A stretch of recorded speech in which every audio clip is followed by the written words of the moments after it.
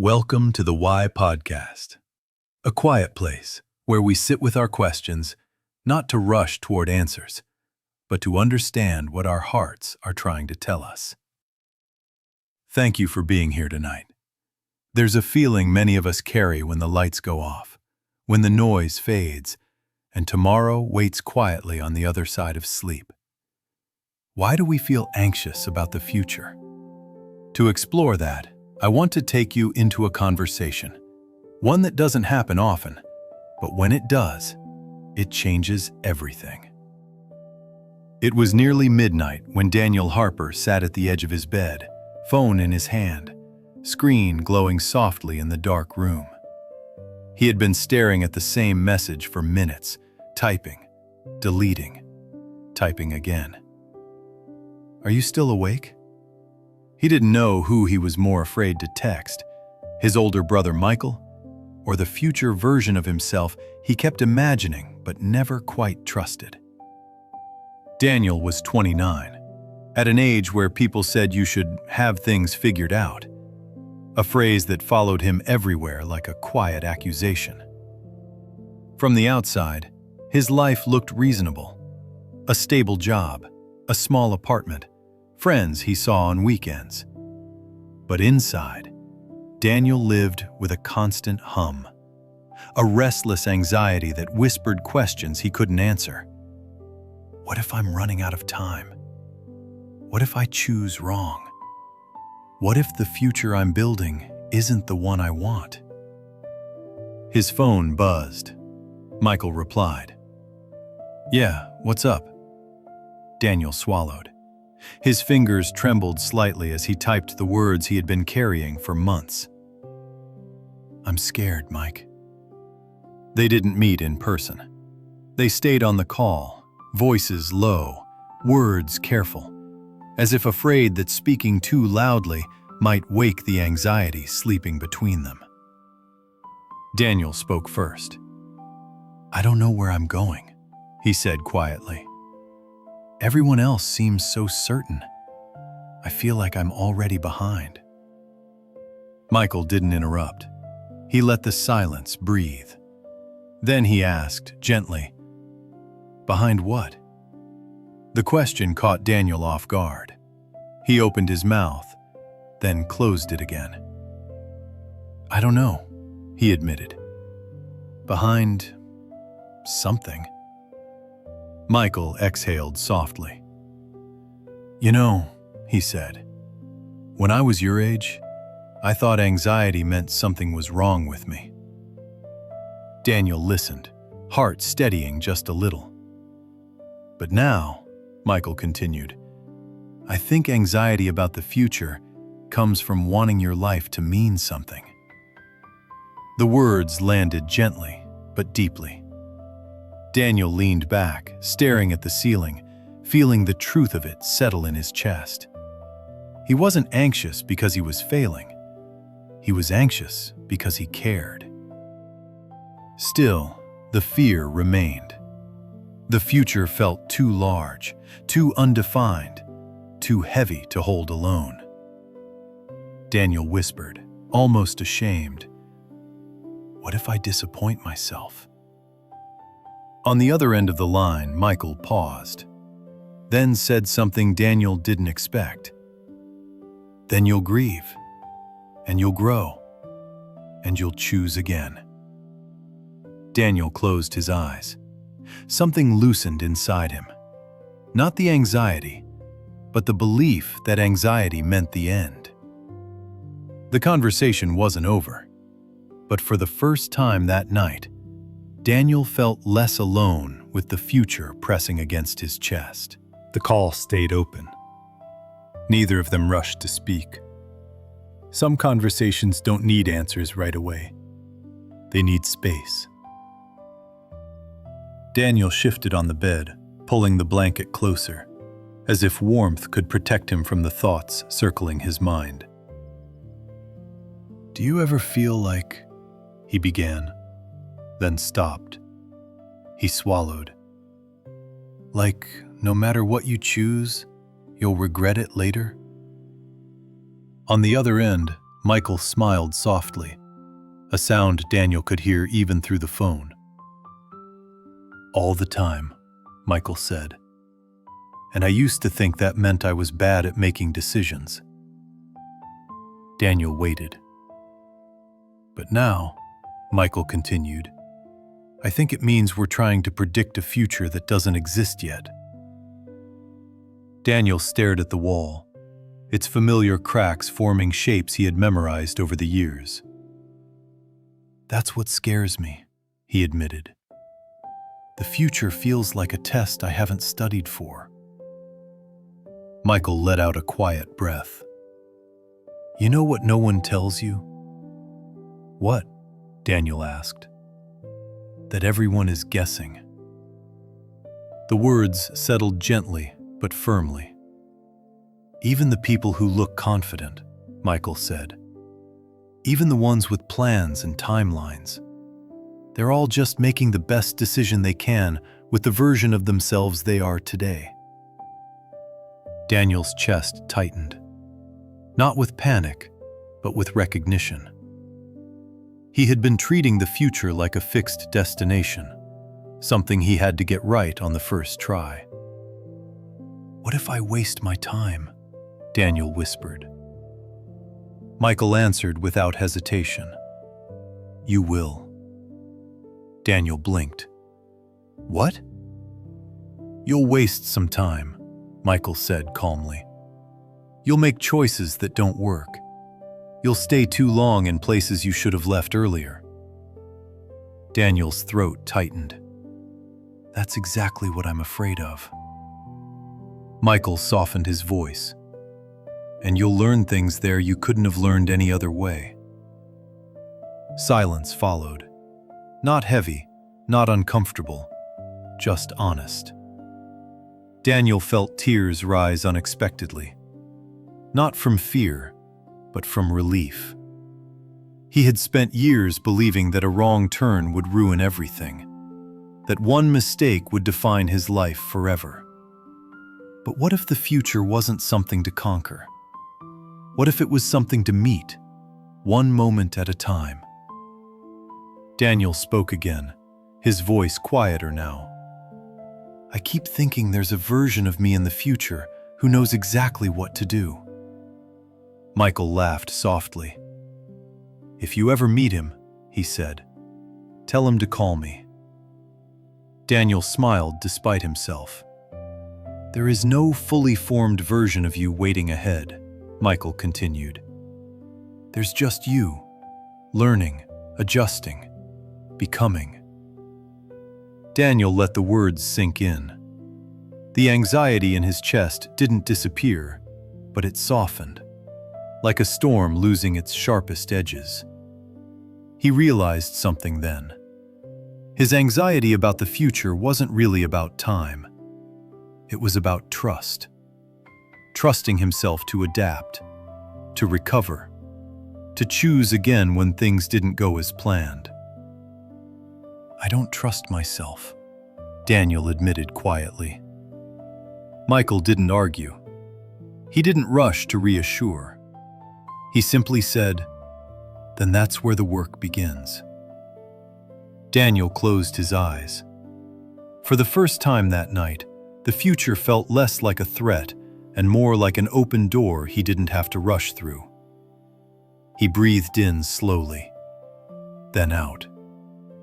The conversation wasn't fixing him. It wasn't solving the future. But it was teaching him how to sit with uncertainty without breaking. And that felt like progress. The call continued into the night. Not because there was more to say, but because neither of them wanted to be the first to hang up. As if ending the call would mean returning to the weight of tomorrow alone. Daniel spoke softly, almost to himself. "I keep thinking I need to know who I'll become before I take the next step." Michael listened, then replied gently, "That's like waiting to know the ending of a book before you're willing to read it." Daniel smiled faintly. "But what if the ending is bad?" Michael paused. then said something that settled slowly, like snow falling in the dark. Then it won't be the ending. Daniel felt that land, not as comfort, but as truth. He had been treating the future as something final, a verdict, a judgment, a point of no return. But life didn't work that way. It never had. Do you remember, Michael continued, when you were a kid and you thought adults knew exactly what they were doing? Daniel let out a small laugh. Yeah, I thought turning 30 meant clarity. And now? Michael asked. And now I feel like I'm still guessing, Daniel admitted, just with more responsibility. Michael's voice softened. That doesn't mean you failed, he said. It means you're human. Daniel leaned back, the ceiling fan casting slow shadows across the room. I keep comparing myself to where everyone else is, he said. They're getting married, buying homes, moving forward. Michael didn't hesitate. Forward according to whose timeline? The question stopped Daniel. He realized how often he measured his life against expectations he never consciously agreed to. I don't even know what I want yet, Daniel whispered. And that's okay, Michael replied. Wanting clarity before allowing yourself to live is like refusing to breathe until the air feels safe. Daniel closed his eyes. His anxiety didn't disappear, but it shifted. From panic to curiosity. What if I end up alone? Daniel asked quietly. Michael answered carefully, as if choosing words that could hold weight without breaking him. Being alone for a while isn't the same as being lonely forever. Daniel felt his throat tighten. He had been afraid that temporary uncertainty meant permanent loss.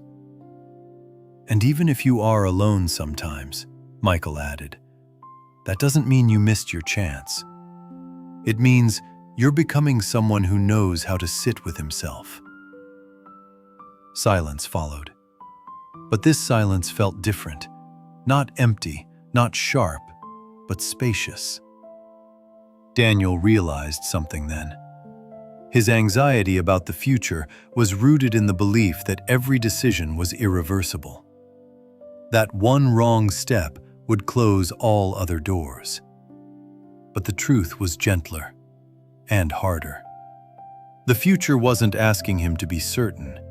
It was asking him to be present, to choose what felt honest now, knowing he could choose again later. Daniel inhaled deeply, then exhaled. I think, he said slowly, I've been afraid of becoming someone I don't recognize. Michael replied softly, maybe the real fear is becoming someone who never tried. Daniel felt that settle somewhere deep inside him. The future didn't feel solved, but it felt survivable. And for the first time, that felt like enough. The call was quiet now, both of them breathing, both of them listening to something deeper than words. Outside Daniel's window, the city had fallen asleep. Streetlights hummed softly, casting long shadows that no longer felt threatening, just present. I don't know what tomorrow looks like, Daniel said at last. His voice was calmer, less brittle. But I think I've been asking the wrong thing. Michael waited. I kept asking how to stop being anxious about the future, Daniel continued. But maybe the real question is, how do I live with uncertainty without letting it consume me? Michael smiled gently. That's a better question, he said. And the answer isn't control. Daniel frowned slightly. Then what is it? Trust, Michael replied, Not trust in outcomes, but trust in yourself. Daniel felt something loosen in his chest. You know, Michael went on, I used to think anxiety meant something was wrong, that it was a sign I wasn't strong enough. Daniel listened closely. But now I see it differently, Michael said. Anxiety is what happens when your imagination runs ahead without your compassion following. Daniel let that settle. He had been imagining every possible future. Failure, regret, loneliness, without offering himself any kindness if those things happened. What if I mess everything up? Daniel asked quietly. Michael answered slowly, deliberately. Then you'll hurt. Daniel's breath caught. And then, Michael continued, you'll heal. You'll adapt. You'll learn, just like you always have. Daniel closed his eyes. Images of past mistakes floated through his mind, and for the first time, he noticed something new. He had survived all of them. Every heartbreak, every wrong turn, every version of himself he once thought was final. None of them ended him. They shaped him. The anxiety didn't vanish, but it softened, like a wave losing its force as it reaches the shore. Daniel realized then, he wasn't anxious about the future because it was unknown. He was anxious because he didn't trust himself to meet it with compassion. I think, he said slowly, I've been trying to outrun the future instead of walking into it. Michael's voice was warm. You don't have to run, he said. You just have to stay. Stay with the fear. Stay with the questions. Stay with yourself. The call ended shortly after.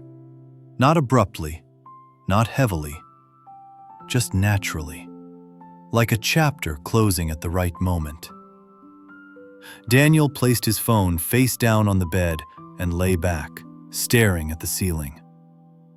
For the first time in a long while, tomorrow didn't feel like an enemy. It felt like an invitation. One he didn't have to accept all at once. He whispered into the quiet room, I don't need to know everything to keep going.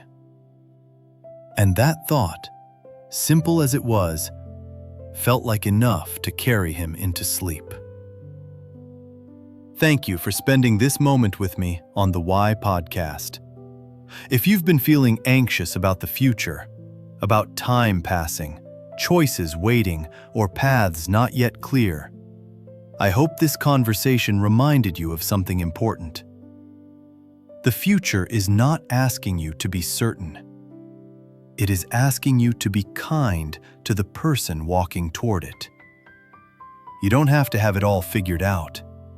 You just have to stay present, stay honest, and stay willing to choose again. Until our next question, take care of your heart, breathe when the anxiety rises, and remember, you are allowed to take this life one step at a time. I'll see you again in the next episode of the Why Podcast. Goodbye.